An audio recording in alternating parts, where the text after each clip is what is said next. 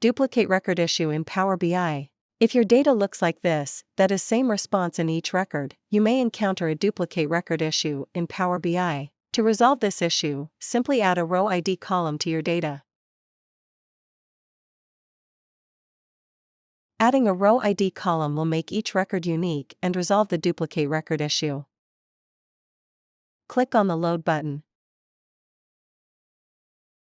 Click on the Data Model. Drag and drop questions one by one in the dimension box. For the format, you have to set the scale mapping property. This step will be shown shortly. Continue to drag and drop questions one by one in the dimension box. Drag and drop row ID in the row ID box. Click on the Format Visual button.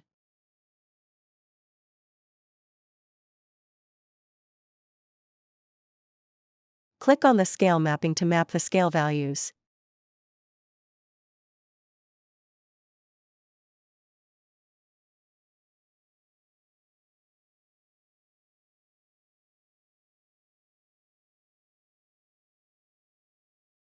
Likert Scale Chart is created successfully with duplicate records. We appreciate your business. Thank you. Please remember to subscribe to our channel.